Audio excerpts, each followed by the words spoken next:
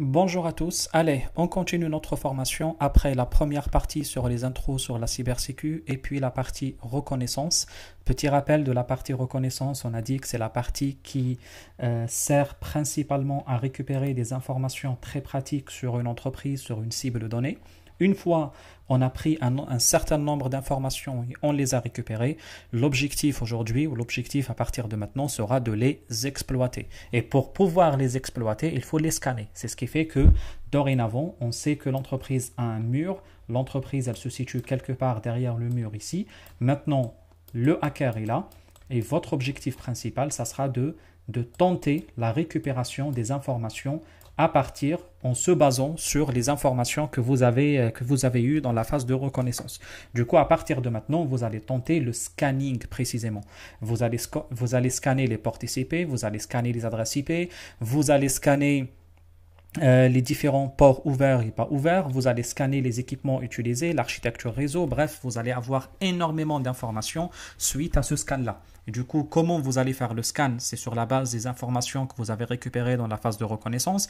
Par exemple, en phase de reconnaissance, vous avez compris que l'entreprise utilise l'adresse IP 192.168.1.0 par exemple /24. Si vous ne savez pas ce que signifie 1.0/24, je vous invite à aller revoir les cours de réseau.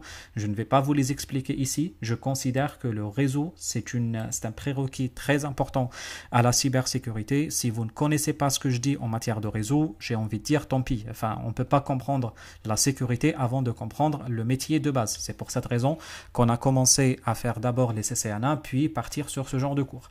Alors, ce que j'étais en train de dire, c'est que ici, on va parler d'un aperçu général du scanning, ce que signifie, etc.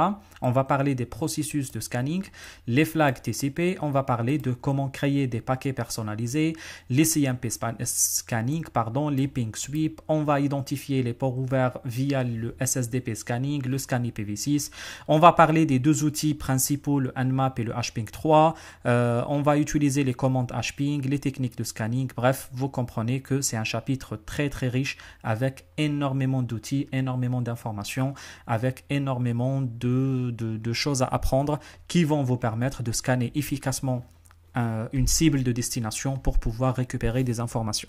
Alors, vous avez peut-être compris la définition globale du scanning quand on en parle, c'est l'ensemble de procédures qui vont nous permettre de récupérer, d'identifier les hôtes, les ports, les services, les adresses, etc. dans un réseau spécifique. Du coup, ça permet aux assaillants, aux attaquants de profiler, c'est ce que j'essaye de dire, de profiler la cible. Du coup, quels sont les objectifs du scanning? Il y en a plusieurs. On peut parler comme objectif principal de pouvoir découvrir les hôtes présents dans le réseau, de pouvoir découvrir les adresses IP et les ports qui sont ouverts, de pouvoir identifier aussi les services qui sont utilisés en entreprise, de pouvoir également identifier les OS, l'architecture du système de l'entreprise et les détails des hardware et software utilisés dans le cadre dans cette entreprise-là. Examiner surtout les vulnérabilités existantes dans une entreprise. Du coup, tout cela, c'est très important à le comprendre lors de la préparation de cette phase de scanning. Du coup, quand on parle de scanning, on parle certainement d'un processus qui permet de faire le scanning. L'attaquant, dans un premier temps, va faire ce qu'on appelle une interaction avec la victime et il envoie des paquets TCP/IP au poste des victimes. Et puis, les réponses des postes permettent à l'attaquant de pouvoir identifier les informations nécessaires pour attaquer le réseau. À titre d'exemple, s'il y a de réponse, s'il n'y a pas de réponse, s'il coupe la réponse, est-ce qu'on comprend de cela qu'un pare-feu est installé, est-ce qu'on comprend de cela que le service ou le port en question est totalement éteint, etc., etc. Un élément très important à comprendre lors de la préparation de cette phase, c'est de voir comment les flags TCP fonctionnent. Je répète, on a dû faire ces exercices en détail quand on a fait le réseau. C'est pas très méchant de refaire ça parce que ça reste un petit détail de fonctionnement du réseau que tout le monde, j'imagine, connaît. C'est ce qu'on appelle le système des flags TCP. Du coup, un segment TCP, ici, il contient un certain nombre d'informations très importantes, comme par exemple le numéro de port source, le numéro de port de destination, et puis il contient également des informations spécifiques sur les types ou sur les flags. Par exemple, on peut avoir des flags de type SYN ou des flags de type ACK, etc.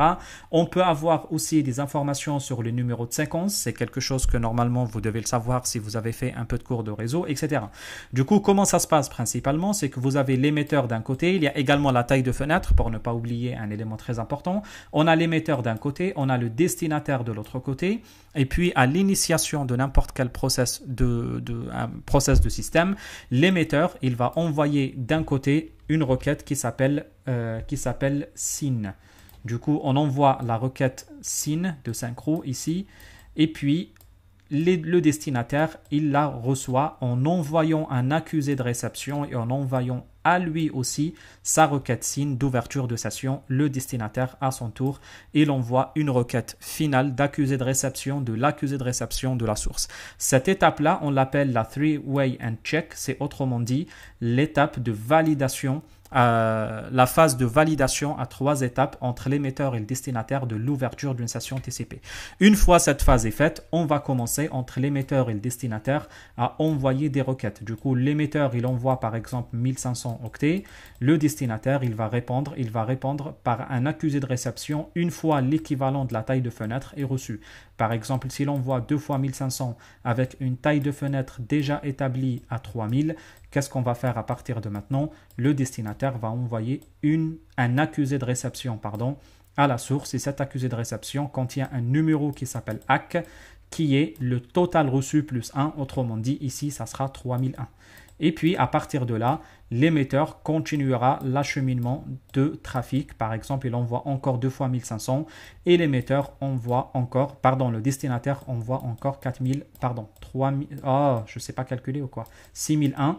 C'est ce qui donne les 2 fois 4000 ou les 2 fois 1500 qui ont été envoyés, etc. jusqu'à la fin de la session. Et lors de la fin de la session, l'émetteur va envoyer une requête de type fin. Et c'est la requête qui va terminer l'échange. Lui, il va envoyer l'accusé de réception et puis il va valider par l'envoi aussi à son tour de la requête fin. Et puis l'émetteur, il va envoyer au destinataire l'accusé de réception de fin de l'émetteur. Et comme ça, on coupe la session TCP. Pourquoi on dit tout ça? On dit tout ça pour expliquer le fonctionnement de TCP, parce que sur le fonctionnement de flag TCP, que la totalité des scanning réseau sont basés. Du coup, c'est un élément très important à comprendre qui vous permettra d'être encore plus à l'aise avec le fonctionnement des techniques de scanning.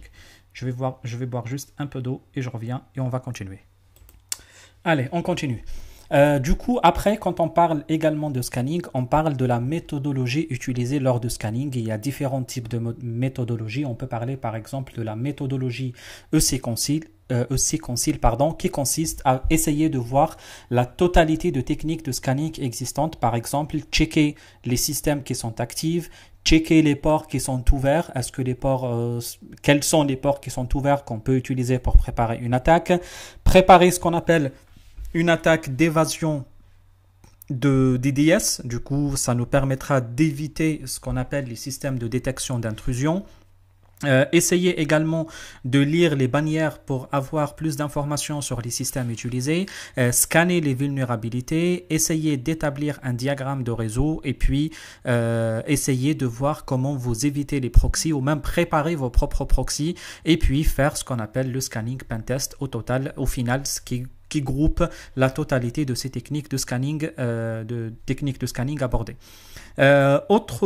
Autres éléments très importants à voir également, c'est parmi les techniques de scan, il y a ce qu'on appelle les techniques de l'ICMP scanning. Du coup, quand on parle de l'ICMP scanning, c'est très simple. Ça consiste à envoyer les requêtes de type ICMP echo et puis les retours à ces requêtes ICMP echo, c'est ce qu'on appelle les ICMP reco apply, permettent de détecter le destinataire. Est-ce qu'il est là? Est-ce qu'il n'est pas là? Est-ce qu'un pare-feu a coupé le trafic, etc., etc. Et puis, il y a ce qu'on appelle... qu'est-ce que je voulais dire? Et puis, il y a ce qu'on appelle une autre notion très importante qui s'appelle le ping sweep, qui est un tout petit peu différent de l'ICMP scanning parce que le ping sweep permet de déterminer les hôtes actifs dans une plage d'adresse IP en se basant sur les requêtes ICMP echo. Du coup, ça permet en quelque sorte de faire un ping généralisé sur un ensemble de périphériques existants pour essayer de savoir qui sont actifs, qui ne sont pas actifs, au lieu de cibler un équipement, un élément spécifique là-dessus. Et puis, ce qu'on fait là-dessus, c'est qu'on analyse la totalité de ce réseau pour essayer de récupérer un maximum d'informations sur les cibles. Allez, sans trop tarder, sans trop de blabla, on va essayer d'aller directement sur la machine pour voir quelques outils très pratiques à la préparation des attaques. Le premier outil très important à ce genre d'attaque, c'est le Colasoft Packet Builder. Il permet de préparer des attaques sur mesure. Il est là, le Colasoft Packet Builder. Tous les outils sont accessibles, il n'y a pas de souci sur cela.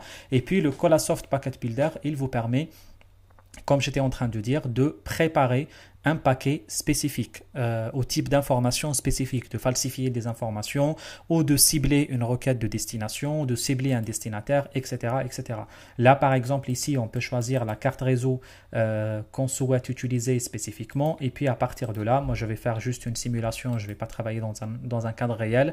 On peut préparer un paquet spécifique à nos souhaits. Par exemple, on peut préparer un paquet IP, un paquet, enfin on n'appelle pas ça un paquet en IP, c'est pas grave, un diagramme TCP ou UDP, et puis on peut préparer également une requête ARP qu'on prépare ici. Et là, vous voyez la dangerosité de cet outil, c'est que il vous permet de cibler des destinataires, comme de cibler des sources, comme de préparer des informations internes spécifiques. Par exemple, ici, vous voyez qu'il vous sera très facile de changer les adresses, de changer les types de protocoles, de changer le type de hardware, de changer toutes les informations que vous souhaitez, de les adapter exactement à votre besoin, à votre souhait pour cibler votre destinataire ou pour cibler votre prochaine ou potentielle victime. L'objectif de faire ce genre de choses dans les pentests, c'est de voir est-ce que nos équipements sont bien préparés à faire face à ce genre de situation, est-ce qu'ils fournissent plus d'informations, est-ce qu'ils sont verbaux, est-ce qu'ils le sont pas, mais également d'essayer de contourner, de bypasser parce que ça se trouve que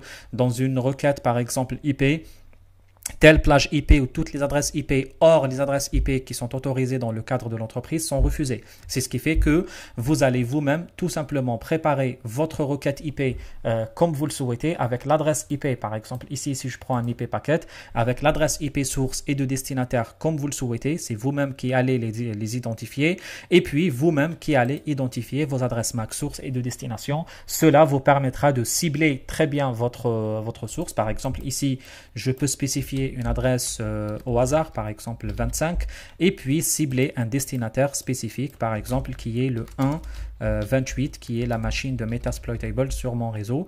Et puis même, on peut aller jusqu'à spécifier des destinataires, une source et destination adresse de niveau 2, adresse MAC, pour avoir des informations très précises de la destination ou bien même avoir des informations pour récupérer les informations les plus précises possibles sur votre victime et puis même vous pouvez falsifier en utilisant des fausses adresses ici. Bref, vous avez compris le concept, vous avez compris le principe.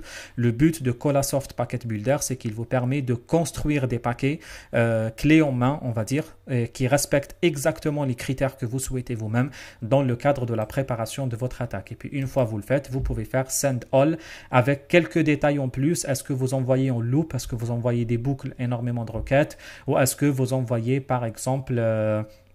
est-ce que vous envoyez directement une seule ou sinon vous choisissez par exemple le burst mode qui ne laisse pas de délai entre les paquets. Vous pouvez choisir l'adapteur que vous souhaitez ou le type de carte réseau que vous souhaitez ici et puis vous allez faire votre star pour envoyer vos requêtes à la destination et puis vous allez voir qu'il vous affiche, qu'il vous donnera les informations en retour. Vous pouvez même exporter les résultats de votre les résultats de votre requête pour avoir plus d'informations sur votre victime spécifique. Du coup, qu'est-ce que je voulais dire encore en plus là-dessus? Là, OK, on peut fermer cela. Et puis, on a les détails des informations de la requête qu'on vient d'envoyer avec les informations de l'IP source, de destination, etc., etc. Il est également possible d'importer ou d'exporter. Par exemple, vous pouvez exporter le résultat de tous vos paquets pour les utiliser prochainement. Et là, vous voyez quand même, ça reste parmi les outils les plus puissants et parmi les outils les plus importants dans la préparation des paquets sur mesure ou des paquets adaptés à des situations spécifiques. Un autre outil très important à voir dans le cadre de la préparation des attaques de type scanning, c'est l'outil, un des outils clés et les plus puissants d'ailleurs dans la matière, c'est l'outil HPing 3. Du coup, HPing 3 est utilisable sous Kali Linux, il est installé par défaut sous Kali Linux. On peut agrandir cette page comme ça. Je crois que c'est un peu trop gros, mais c'est pas grave. Je vais juste agrandir comme ça la taille pour voir les commandes bien. Et puis, je vais lancer un Wireshark pour voir quelles sont les informations qu'on peut récupérer. On peut commencer la capture ici et puis on spécifie l'adresse IP qu'on veut, l'adresse IP spécifique qu'on veut checker. Oups. Qu'est-ce qu'il me dit là? C'est bon. Et là, du coup, qu'est-ce qu'on va faire? On va préparer des attaques de type HPing 3. Je pense que c'est un peu trop gros. Excusez-moi, je la réduis un peu comme ça. Alors, le HPing 3, c'est un outil de scanning, comme j'étais en train de dire. C'est un outil de scanning très complet. C'est un outil type couteau suisse, très utilisé par les scanners réseau sur Kali et qui vous permettra de faire énormément de manipulations en ligne de commande avec Kali Linux. Il est le concurrent direct de Nmap. Ça permet pratiquement de faire la même chose entre Nmap et comment il s'appelle, entre Nmap et HPing 3 avec quelques différences entre les deux. Du coup, quand on parle de Nmap, les administrateurs peuvent l'utiliser pour faire par exemple des inventaires réseau, pour gérer les services, pour monitorer les hôtes et les services sur le réseau. Et puis les hackers peuvent l'utiliser à leur tour pour extraire les informations comme les hôtes actifs sur le réseau, les services, les OS, etc., etc. Le HPing de l'autre côté, c'est un outil de scan de réseau en ligne de commande pour les protocoles de réseau TCP/IP. Du coup, on peut l'utiliser pour auditer la sécurité d'un réseau, pour tester un firewall, etc., etc. Du coup, allez, on va commencer à utiliser le Nmap pour avoir un peu plus de détails sur son utilisation et comment cela fonctionne. J'ai dit Nmap, j'allais dire plutôt le HPing 3.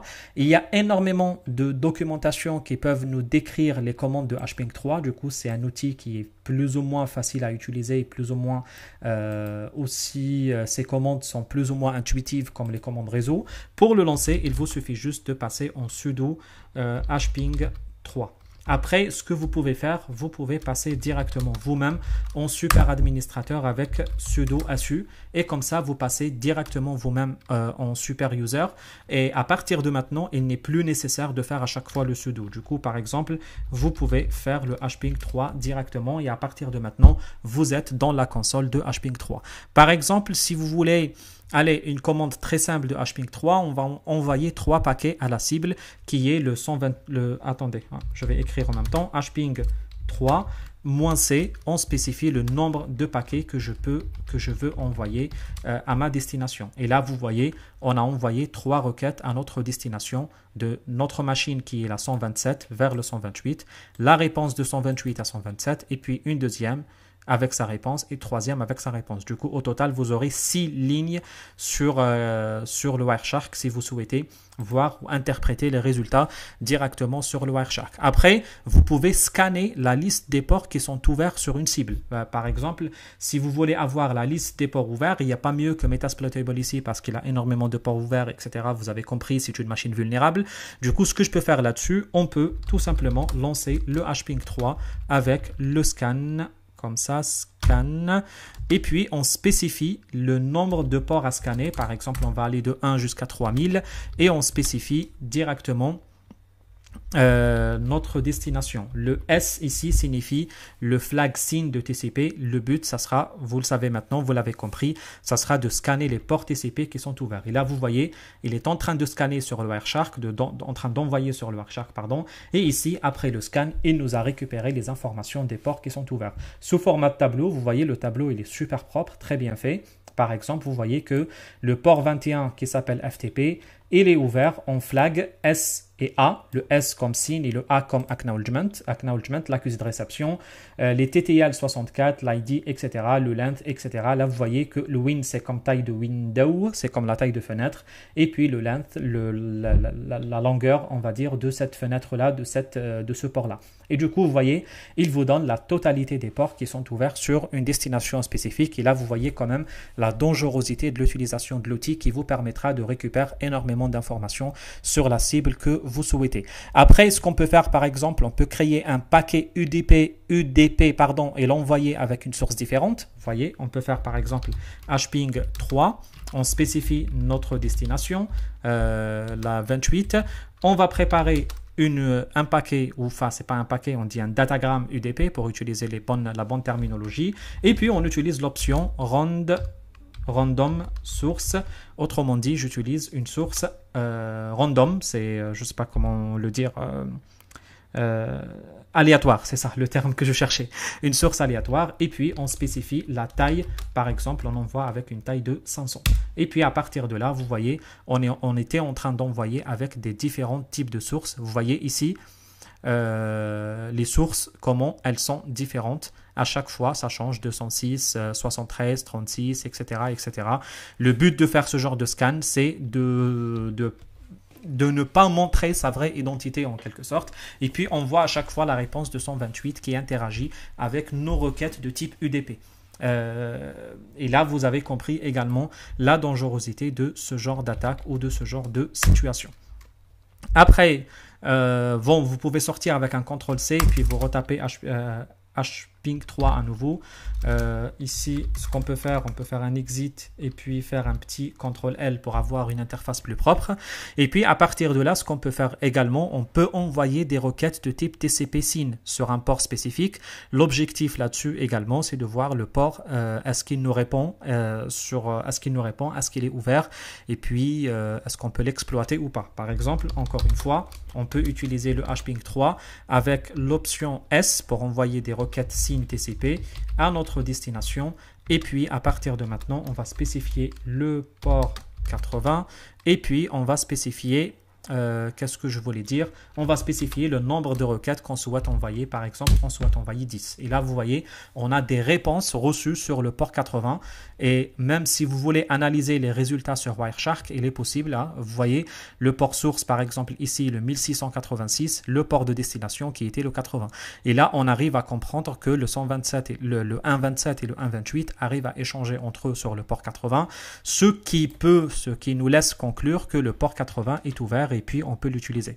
Après, on peut encore même faire quelque chose de plus important que cela. Ça, c'est plus bonus, j'ai envie de dire. On peut faire un petit flooding. Du coup, là, c'est pour mesurer peut-être les capacités de réponse, même si je sais bien que il sera bien capable de répondre à nos requêtes. Mais on peut le flouder. On peut le flouder pour, comme j'ai dit, bombarder au maximum cet utilisateur. Vous voyez le nombre de requêtes qui est en train de passer vers le 1.28. Là, c'est le flood carrément qu'on est en train de faire à ce moment même. Bref, je vais l'arrêter tout de suite. Je pense que vous avez compris le concept global de l'utilisation de l'outil hping 3. Après, si vous voulez aller encore plus loin dans l'utilisation de hping 3, il est facile de chercher les hping 3 ici et voir la liste des commandes que vous pouvez utiliser sur le hping 3 sur les différents sites, sur les bibliothèques d'Ubuntu vous pouvez avoir. Après, l'idéal c'est de voir directement sur les bibliothèques de Kali pour avoir les mêmes commandes exactement. Du coup ici vous pouvez avoir des informations, des exemples sur l'utilisation de hping 3 avec des tutos assez complet.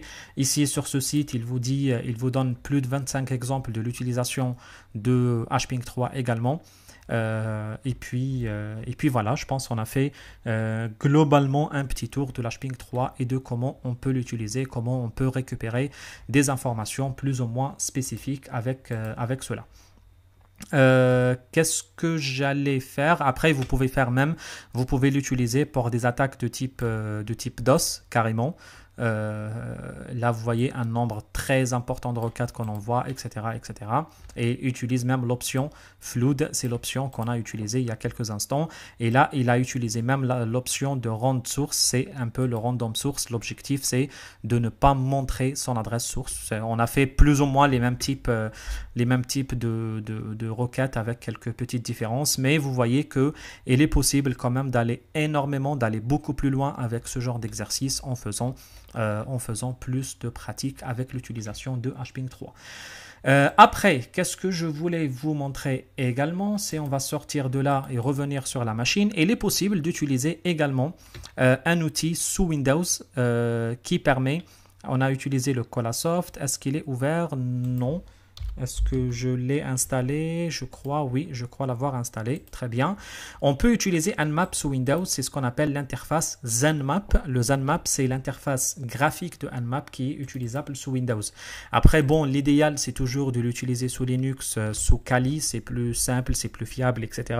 Mais bon, après, ça revient pratiquement au même résultat. Il n'y a pas de souci spécifique là-dessus.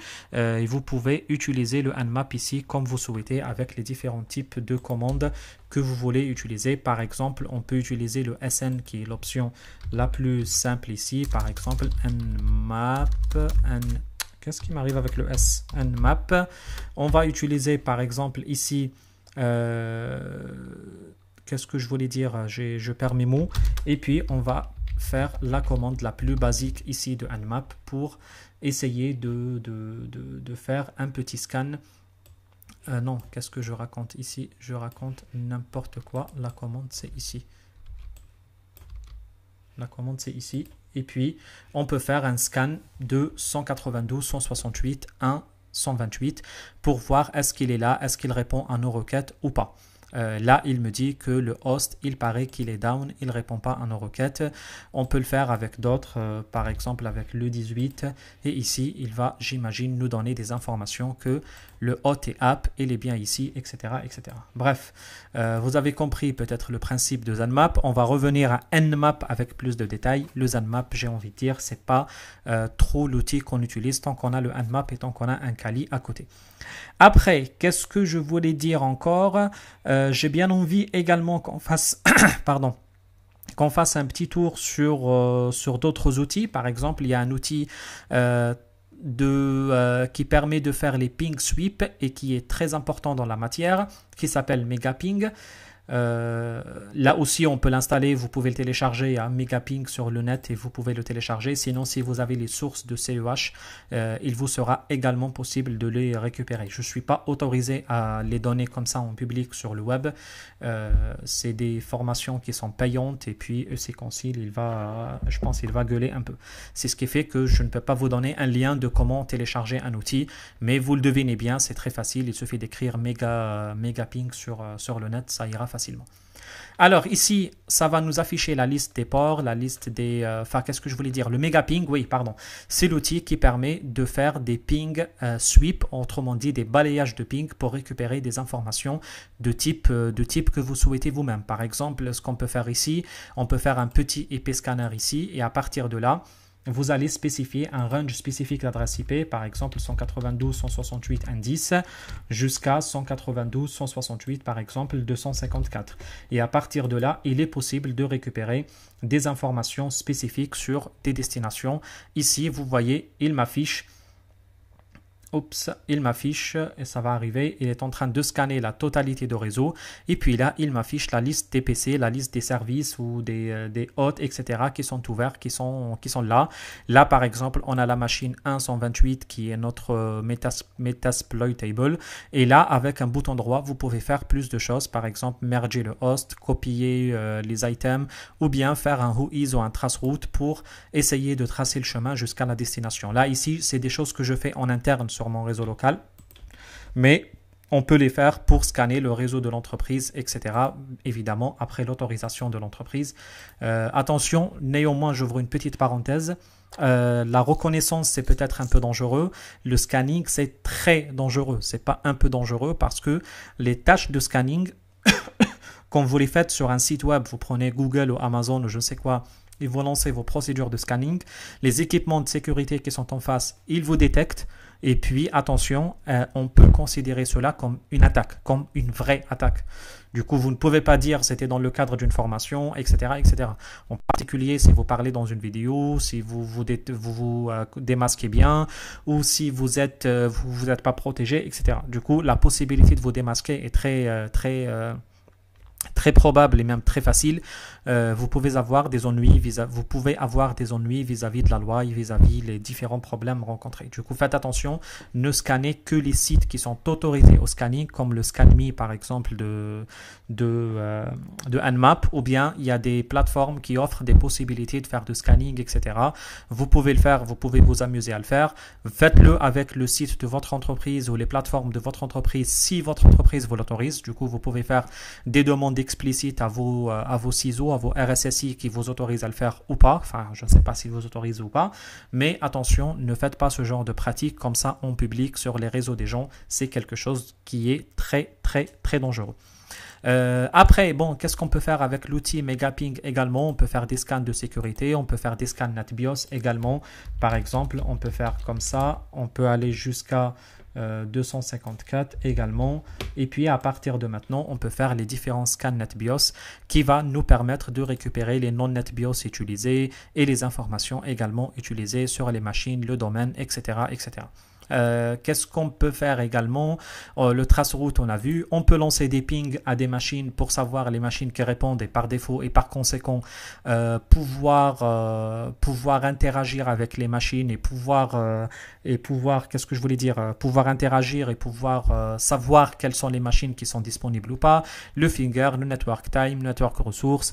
Après, on peut partir même sur le port scan. Par exemple ici, on peut scanner les ports d'un hôte spécifique pour avoir des informations spécifiques sur les ports qui sont ouverts. Moi, pareil, je fais ma machine 28 et puis ici, il va me donner la liste des ports qui sont ouverts sur la machine 1.28 qui est la machine de Metasploitable. Là, pareil, c'est pratiquement les mêmes infos que celles qu'on a eues avec le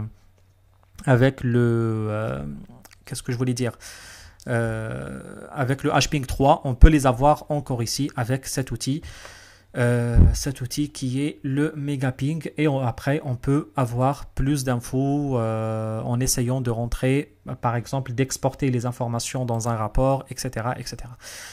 Bref, est-ce que j'ai oublié encore d'autres choses? On peut avoir des informations en système, on peut avoir pas mal d'informations, comme je vous ai dit. Le but, ce n'est pas d'aller faire le tour total de logiciel, mais de faire une petite découverte de son existence.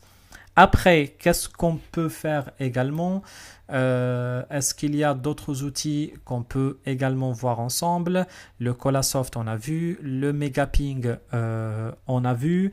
On peut voir également des outils comme Angry IP Scanner ou PingSweep. Je ne pense pas que PingSweep est installé. Là, il rame, je ne sais pas pourquoi. C'est pas grave. On peut voir PingSweep SolarWinds. C'est un outil, je ne vais pas l'installer, c'était pas installé, c'est pas grave. Et du coup, le PingSweep de SolarWinds également, il peut vous donner pratiquement les mêmes informations avec un ensemble de ping, et puis il vous donnera des informations complémentaires à côté. C'est un outil qui est très simple à utiliser, mais à ma connaissance, c'est un outil qui est payant comme la plupart des outils de SolarWinds, même j'ai envie de dire la totalité des outils de SolarWinds. Qu'est-ce que je voulais faire encore? Bon, là, il nous embête un peu. C'est bon. Après, on peut utiliser aussi le Angry IP Scanner. C'est un outil qui fait pratiquement ou plus ou moins la même chose dans la matière. On va l'ouvrir. Suivant. C'est pas grave. On va fermer ça. Il nous dit qu'il y a une autre version qui vient de sortir. Bah écoutez, les versions, ça sort pratiquement tous les jours. Et là, également, on peut récupérer des informations de type des adresses IP comme vous souhaitez ici, par exemple, on peut faire comme ça et on peut aller jusqu'à, enfin, par exemple, depuis de 20 jusqu'à le 254 et on peut démarrer le scan avec le Hungry IP Scanner. Et là, pareil, il va nous récupérer des informations plus ou moins importantes sur les différentes machines existantes. Du coup, là, vous voyez l'utilité de l'IP Scan et ce que cela vous permettra de faire dans le cadre de la préparation d'une attaque d'une entreprise. Je m'arrête là sur ça et puis à partir de maintenant on va attaquer le plus important, le plus gros joueur on va dire, qui est notre Nmap, l'outil, un des outils les plus importants. Je ne sais pas si on a toujours besoin, mais c'est pas grave, je vais le garder. Je vais juste agrandir un peu la page ici. Je vais garder le Wireshark en arrière-plan pour voir les requêtes qui passent. Après, qu'est-ce que je voulais dire en Nmap, on va voir les quelques commandes basiques. Après, si vous voulez aller beaucoup plus loin dans les commandes de Nmap, il est possible de voir le site nmap.org qui vous fournira une documentation très complète sur l'utilisation, que ce soit dans les guides de référence existantes, que ce soit dans la partie book ou bien même dans la partie docs. Vous pouvez avoir la documentation. Je crois même en France, il est possible. Et vous pouvez ici, à partir de là, récupérer la documentation de Nmap comme vous souhaitez. Là, on tombe bien sur le Nmap Scripting Engine. C'est le moteur de scripting de Nmap qui est la partie, on va dire, qui illustre la puissance de Nmap que vous lancez généralement avec le -c, le -c majuscule, ou les deux fois les deux tirets script avec un script que vous ajoutez vous-même. Du coup, là, c'est bon, on parlait de script, très bien, ça tombait bien. On va à partir de maintenant essayer les quelques commandes les plus basiques, comme par exemple le ping scan avec Nmap. Attention, c'est aussi un outil à insérer, à lancer avec rôle route. Du coup, si vous n'êtes pas en route, il faut toujours faire un sudo avant, ou sinon faire un sudo su pour passer route une fois pour tout. Du coup, à partir de là, il est possible de lancer votre Nmap avec le SP et puis vous allez choisir votre destination, que moi je vais toujours laisser la même. Et puis à partir de là, qu'est-ce qu'il nous dit? Il nous dit que le hot, l'objectif de cela, comme j'ai dit, c'était le ping scan, c'était de scanner la présence. Et puis à partir de là, il va nous donner des informations de MAC adresse utilisée. Et puis il va nous dire que le host est up. Si j'utilise un qui est peut-être down comme 55, une adresse qui n'existe pas, il pourra nous dire qu'il y a 0 host up. Et puis finalement, ça seems down. Du coup, il a l'impression que c'est down, ou bien il n'a pas très bien cherché peut-être. Après, on peut aller un peu plus loin en commençant à envoyer des requêtes de type TCP SYN, et puis à partir de là on commence à interagir directement avec notre potentiel victime, comme par exemple ici le fait d'envoyer les requêtes TCP SYN. Il scanne la totalité des ports TCP qui existent et ici il va nous les afficher carrément. Oups, attendez, ça rame un peu. Il va nous les scanner tous les ports TCP qui sont existants ici. Après, on peut faire encore avec plus de choses. Par exemple, si on veut exploiter encore plus, on peut avoir les informations de version de ces protocoles. Parce que si vous voulez attaquer un protocole, il faut avoir... mais c'est une information très cruciale si vous réussissez à récupérer les informations des versions des protocoles utilisés, quelle version de FTP ou quelle version de serveur web qui est installée, etc. Parce qu'il y a sur le net la documentation associée aux vulnérabilités de chacune des versions existantes. Après, qu'est-ce qu'on peut faire encore? Là, il est en train de scan. Là, ça commence à ramer un peu trop. On va l'attendre un peu. Il va devoir nous afficher les résultats, les mêmes résultats que ceux qui étaient là, qui étaient affichés là, mais avec un peu plus de détails à côté qui nous permettent d'avoir des informations sur les versions, etc. Là, on voit bien que les requêtes sont bien parties et que le scan a été fait sur la totalité des ports. Par contre, je ne vois pas les résultats affichés. Je pense que c'est lié à la lenteur, d'exécution. Ok, qu'est-ce qu'il me dit là?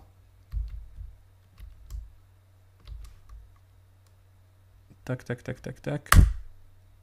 On refait l'opération. Après, bon, s'il ne voulait pas passer, en tout cas, le résultat ressemble... Ah oui, c'est là, pardon. Elles sont là. Du coup, tous les résultats sont là. Je ne sais pas comment je les ai pas vus. Elles sont là. Du coup, vous avez le service avec la version de service qui est à côté. Vous avez le protocole SSH avec la version, le détail de OpenSSH existant, etc. Si on prend par exemple le port 80, on utilise bien le serveur web Apache HTTPD 2.2.8. Après, il suffit d'aller voir Apache HTTPD 2.2 Apache HTTPD 2.2.8 vulnerabilities, il est possible de récupérer, j'ouvre un lien comme ça au hasard, je ne sais pas ce que va raconter le lien, mais peu importe, mais il est possible de récupérer la liste de vulnérabilités associées à cela pour préparer une attaque. Vous voyez que récupérer la version d'un système, c'est quelque chose qui reste quand même très dangereux parce qu'il donne plus d'informations que ce qui est prévu. Qu'est-ce que je voulais dire? Après, on peut ajouter des détails sur le scan, hein. On peut ajouter un petit -v à la fin pour avoir des détails sur le scan, des détails des actions qu'il était en train de faire. Là, il va vous dire qu'il est en train de discover, etc. sur un tel port, etc. Après, même, il y a une option qui est encore plus puissante, qui est le -A. Le -A, c'est A comme agressive, c'est que ça permet d'aller chercher des informations qu'il n'affiche pas par défaut. Du coup, lui, quand il affiche des infos, il estime l'importance de chacune des informations, mais si vous considérez qu'il ne vous donne pas suffisamment d'informations, il ne vous donne pas suffisamment de détails, il vous sera possible de lui demander d'être un peu plus agressif pour aller vous chercher plus de détails que ce qu'il a. Du coup, à partir de là, vous pouvez, avec l'option -A, vous pourrez avoir plus d'informations sur votre victime. Par exemple, ici, il est possible de, par exemple, ajouter un -A ici. Même, il est possible de spécifier un port. Là, comme ça, on ne va pas s'embêter sur la totalité des ports. On va dire juste le port 80 et puis on va enlever le -V pour ne pas afficher trop de résultats. Et puis, à partir de maintenant, il est possible d'être un peu plus agressif dans la récupération des informations liées ici. Il sera un peu plus agressif dans la récupération des informations liées au port 80. Et là, vous voyez, il vous donne beaucoup plus de détails, plusieurs lignes de détails sur le port 80 utilisé, sur les détails de système utilisé, sur les détails de la version de serveur web, etc., etc., etc. Du coup, là, toutes ces informations, on ne les a pas par défaut si on n'ajoute pas le -A. Je pense que j'ai un peu trop parlé, on dépasse les 40 minutes ici. Je pense que je vais m'arrêter là pour cette vidéo et puis à partir de la prochaine vidéo, on va essayer d'aller un peu plus loin. Allez, bon courage à vous et à la prochaine vidéo. Salut!